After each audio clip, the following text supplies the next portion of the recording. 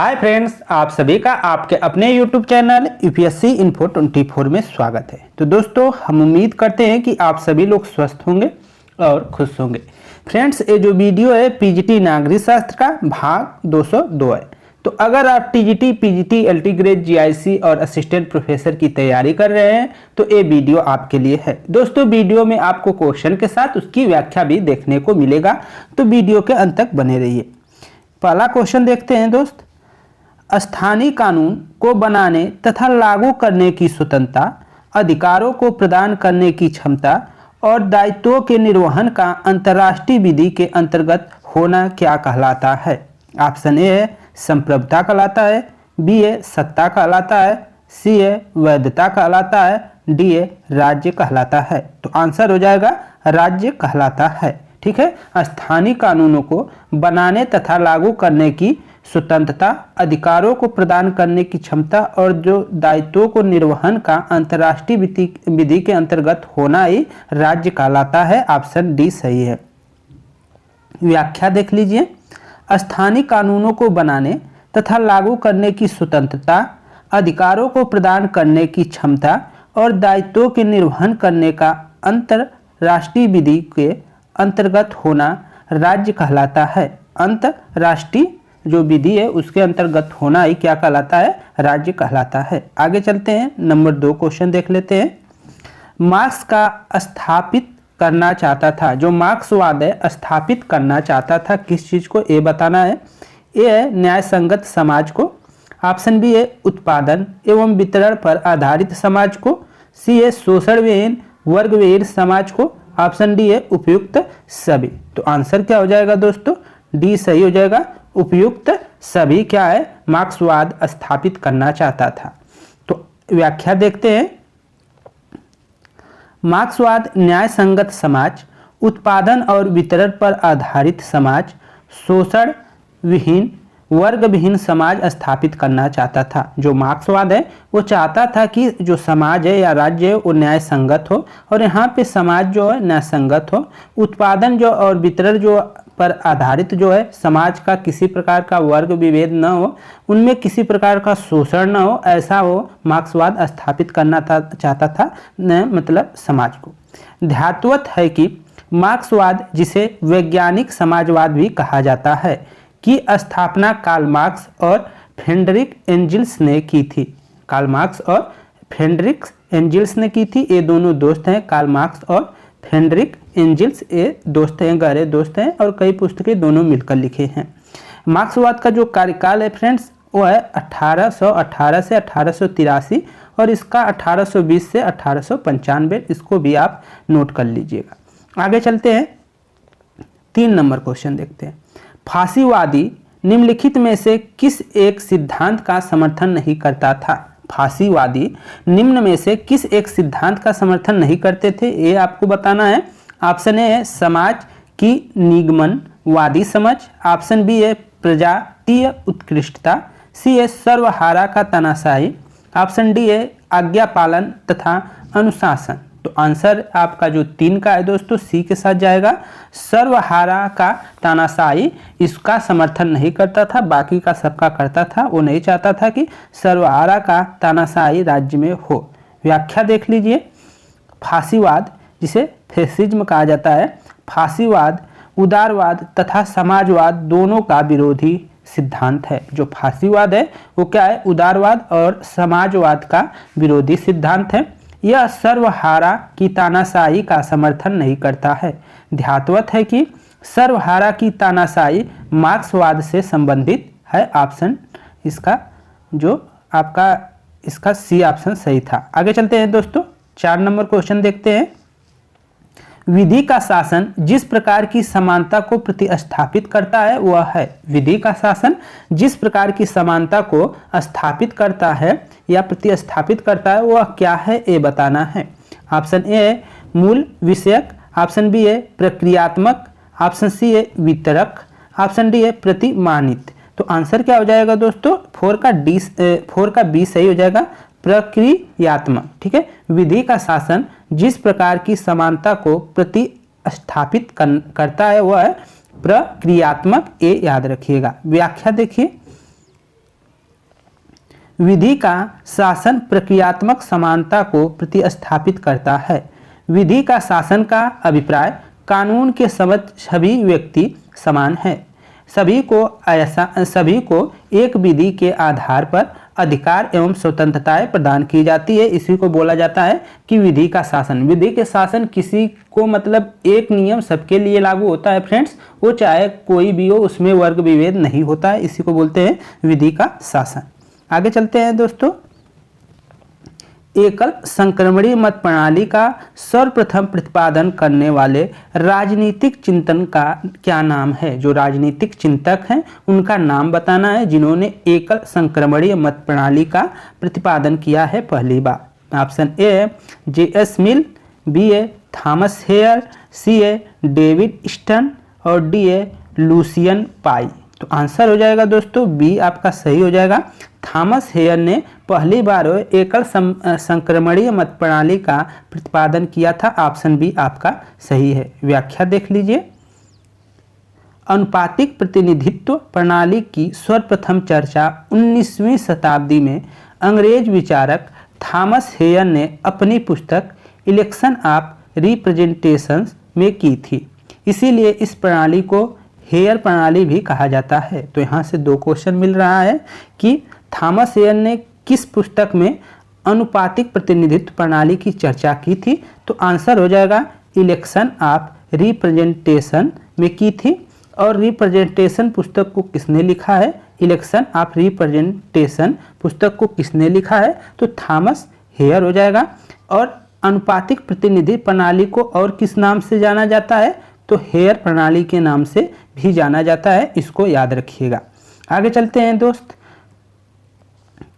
6 number question, राज्य निर्वाचन आयुक्त अपदस्थ किया जा सकता है, उसे हटाया जा सकता है। राज्य निर्वाचन आयुक्त को किसके माध्यम से, किस द्वारा, ये बताना है। ऑप्शन ए है राज्यपाल के, जो राज्य के राज्यपाल के द्वारा, बी है राज्य विधानसभा के द्वारा, सी है मुख्यमंत्री द्वारा जारी आदेश के द्वारा, ऑप्शन डी है उच्च न्यायालय के न्यायाधीश को अपदस्थ करने की प्रक्रिया के समान प्रक्रिया के द्वारा। तो आंसर क्या हो जाएगा दोस्तों? 6 का आंसर डी के साथ जाएगा आपका, कि जिस प्रकार से उच्च न्यायालय के न्यायाधीश को हटाया जाता है उसी प्रक्रिया के समान ही राज्य निर्वाचन आयुक्त को हटाया जा सकता है। ऑप्शन डी सही है। व्याख्या देखिए। पंचायतों और नगर पालिका के निर्वाचन हेतु राज्य निर्वाचन आयोग का गठन अनुच्छेद 243 में किया गया है। तो गठन किसमें किया गया है? राज्य निर्वाचन आयोग का किस अनुच्छेद के तहत गठन किया गया है? तो 243 में किया गया है। राज्य निर्वाचन आयुक्त को उसके पद से उसी रीति और उन्हीं आधार पर हटाया जाएगा जिस रीति से, जिन आधारों पर उच्च न्यायालय के, यहाँ पे सर्वोच्च न्यायालय नहीं बोल रहा है दोस्तों, हाई कोर्ट, सुप्रीम कोर्ट की नहीं बात हो रही है, हाई कोर्ट की बात हो रही है। उच्च न्यायालय के न्यायाधीशों को हटाया जाता है, अन्यथा नहीं। आगे चलते हैं। 7 नंबर क्वेश्चन देखते हैं। जनमत का वास्तविक अर्थ है। जनमत का वास्तविक अर्थ क्या है ये बताना है। आसान क्वेश्चन है। ऑप्शन ए है तर्क पर आधारित मत, ऑप्शन बी है बहुमत का मत, ऑप्शन सी है मत वह मत जो सारे समुदाय के कल्याण को ध्यान में रखे, ऑप्शन डी है सर्वसंबंधी पक्षों का मत। तो आंसर क्या हो जाएगा? 7 का सी के साथ जाएगा, कि वह मत जो सारे समुदाय के कल्याण को ध्यान में रखकर किया जाता है उसी को कहा जाता है जनमत। ठीक है, उसी को कहा जाता है जनमत। व्याख्या देख लीजिए दोस्तों। जनमत, जिसको इंग्लिश में पब्लिक ओपिनियन बोला जाता है, का शाब्दिक अर्थ है वह मत जो सारे समुदाय के कल्याण को ध्यान में रखे। A.L. लावेल के शब्दों में सार्वजनिक बनने के लिए यह आवश्यक है कि मत, जिसे हम कहते हैं जनमत, वर्गीय और किसी पक्ष या संप्रदाय से संबंधित न हो बल्कि सामान्य, राष्ट्रीय अथवा सार्वजनिक हो। आगे चलते हैं। 8 नंबर क्वेश्चन, निम्नलिखित में से फांसीवाद की विशेषता कौन नहीं है? निम्नलिखित में से फांसीवाद की कौन विशेषता नहीं है ये बताना है। ऑप्शन ए है फांसीवाद एक सर्वशक्ति संपन्न राज्य का समर्थन करता है।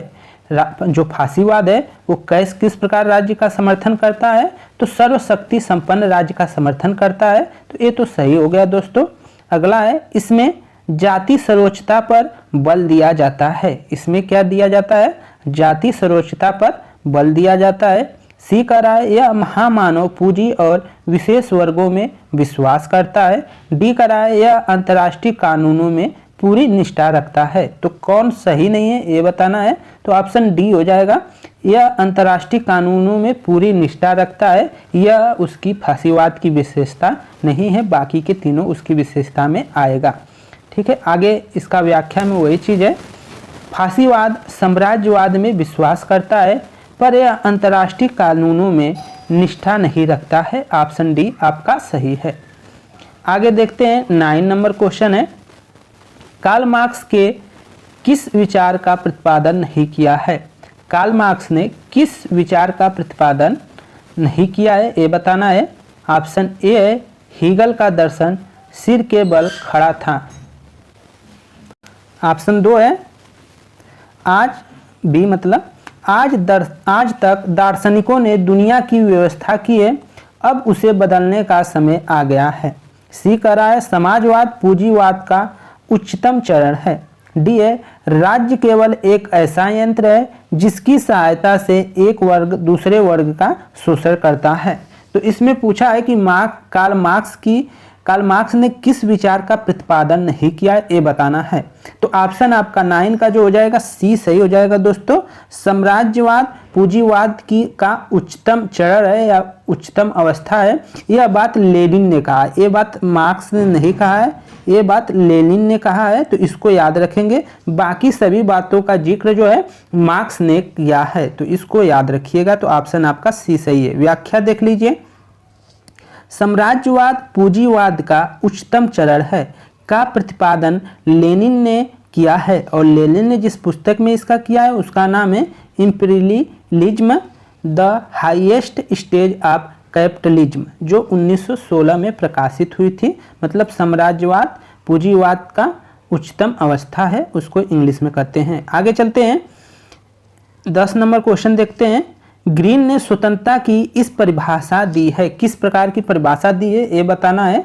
ग्रीन ने स्वतंत्रता की इस प्रकार परिभाषा दी है। तो ऑप्शन ए है ऐसे कार्यों को करने की क्षमता जो करने योग्य है। बी है प्रतिबंधों का अभाव। सी है कोई भी कार्य करने की अनुमति। ऑप्शन डी है विधि की अनुपस्थिति। तो आंसर क्या हो जाएगा दोस्तों? 10 का ए सही हो जाएगा।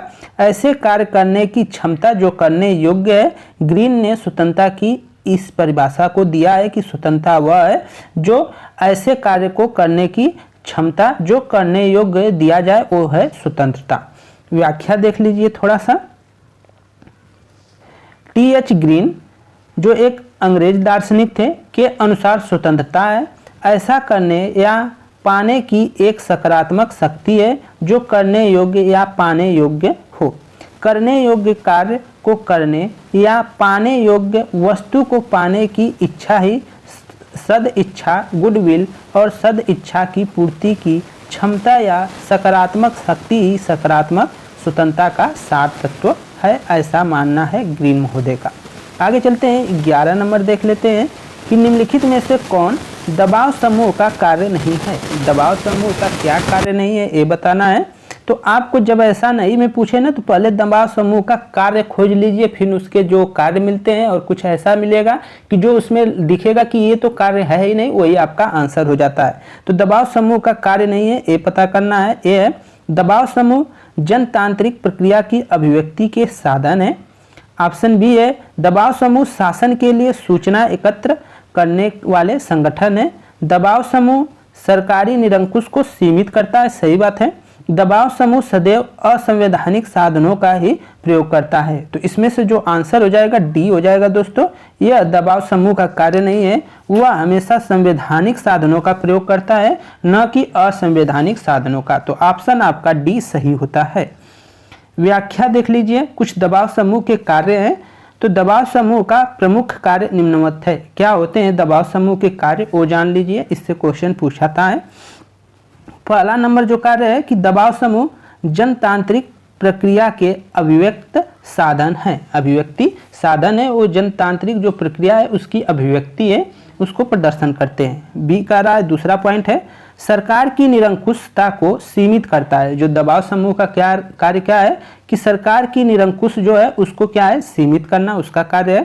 शासन के लिए सूचना एकत्र करने वाला संगठन, मतलब शासन के लिए सूचना भी एकत्र करना ये एक कार्य है। विधानमंडल के पीछे विधानमंडल का कार्य करता है, विधानमंडल के पीछे रहकर विधानमंडल का कार्य करता है। अगला पॉइंट है कि समाज तथा शासन में संतुलन भी स्थापित करना दबाव समूह के प्रमुख कार्य में आते हैं। और आखिरी 6 नंबर उसका कार्य है कि व्यक्ति तथा सरकार के मध्य संचार के साधन के रूप में भी दबाव समूह कार्य करता है। तो ऑप्शन आपके इस 6 पॉइंट है जो दबाव समूह के कार्य, इनको नोट कर लीजिए। आगे चलते हैं, बहुत ही इंपॉर्टेंट क्वेश्चन है, ये हिस्ट्री में भी पूछा जाता है। करो या मरो का नारा किसने दिया था? तो आंसर हो जाएगा महात्मा गांधी। इसका आंसर सभी लोग जानते हैं कि करो या मरो महात्मा गांधी ने दिया है। ऑप्शन इसका व्याख्या है, भारत छोड़ो आंदोलन के दौरान महात्मा गांधी ने करो या मरो डू आर डाई का नारा 8 अगस्त 1942 को मुंबई के ग्वालियर टैंक मैदान में दिया था। ये ग्वालियर टैंक बार बार पूछता है, मुंबई के ग्वालियर टैंक यहीं से स्टार्ट हुआ था। आगे चलते हैं 13 नंबर क्वेश्चन, निम्नलिखित में से कौन संविधानेतर संस्था है? एक क्वेश्चन बार बार पूछा गया है, निम्नलिखित में से कौन संविधानेतर संस्था है? ऑप्शन ए है वित्त आयोग, ऑप्शन बी है निर्वाचन आयोग, ऑप्शन सी है योजना आयोग, ऑप्शन डी है अंतर्राष्ट्रीय परिषद। तो आंसर आपका जो 13 का है दोस्तों वो आपके सी के साथ जाएगा, योजना आयोग, जिसको बाद पहले इस समय नीति आयोग के नाम से जाना जाता है। व्याख्या देख लीजिए, संविधान के अनुच्छेद 280 में एक वित्त आयोग का गठन का प्रावधान है। तो वित्त आयोग के गठन का प्रावधान किस अनुच्छेद में है? तो 280 में है। अनुच्छेद 324 में एक निर्वाचन आयोग का गठन का प्रावधान है। निर्वाचन आयोग के गठन का प्रावधान किस अनुच्छेद में है? तो 324 में निर्वाचन आयोग के गठन का प्रावधान है, ये नोट कर लीजिएगा। आगे है कि अनुच्छेद 263 के अंतर्राष्ट्रीय परिषद का गठन का प्रावधान किया गया है। तो अनुच्छेद जो 263 है उस किसके अंतर्गत आता है? तो इसके अंतर्गत अंतर्राष्ट्रीय परिषद का गठन किया जाता है, अनुच्छेद 263 के अंतर्गत। योजना आयोग के गठन का प्रावधान संविधान में उल्लिखित नहीं है। इसका गठन केंद्रीय मंत्रिमंडल के एक संकल्प द्वारा 15 मार्च 1950 में किया गया था। आगे चलते हैं, 14 नंबर क्वेश्चन देखते हैं, लोकायुक्त पद की स्थापना सर्वप्रथम सन 1971 में कहाँ की गई? लोकायुक्त पद की जो स्थापना है सर्वप्रथम 1971 में हुई थी। तो ये कहाँ की गई थी ये बताना है। ऑप्शन ए है बिहार में, बी है महाराष्ट्र में, सी है राजस्थान में, डी है तमिलनाडु में। तो आंसर क्या हो जाएगा दोस्तों? 14 का बी के साथ जाएगा महाराष्ट्र में। लोकायुक्त पद की पहली बार जो स्थापना हुई है वो महाराष्ट्र में हुई है और सन क्या है? 1971। व्याख्या देख लीजिए, प्रशासनिक सुधार आयोग, जो प्रशासनिक सुधार आयोग का गठन किया गया था उसके अध्यक्ष थे मोरारजी देसाई, ठीक है, तथा बाद में के हनुमत्था। रिपोर्ट 1969 में प्रतिवेदन पर भ्रष्टाचार से निपटने हेतु सर्वप्रथम महाराष्ट्र राज्य में महाराष्ट्र लोकायुक्त तथा उप लोकायुक्त अधिनियम 1971 पारित किया गया। लोकायुक्त अधिनियम पास करने वाला दूसरा राज्य जो है राजस्थान है, पहला क्या है? महाराष्ट्र है। तो इसको याद रखिएगा, पहला महाराष्ट्र, दूसरा राजस्थान। 15 नंबर क्वेश्चन है, समाजवाद परिस्थितियों के अनुसार रंग बदलने वाला गिरगिट का सा धर्म है। समाजवाद परिस्थितियों के अनुसार, जब भी परिस्थिति आती है सिचुएशन के अनुसार क्या करता है? रंग बदलने वाला गिरगिट सा धर्म है। तो यह किसने कहा है ये बताना है। ऑप्शन ए है C.E. जोड ने, ऑप्शन बी है H.J. लास्की ने, ऑप्शन सी है C.L. वेपर ने, ऑप्शन डी है रेमजे मेयर ने। तो ये किसने कहा है दोस्तों?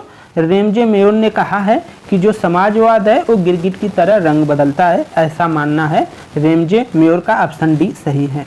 व्याख्या देख लीजिए, रेमजे मेयर का कथन है कि समाजवाद परिस्थितियों के अनुसार रंग बदलने वाला गिरगिट जैसा धर्म है।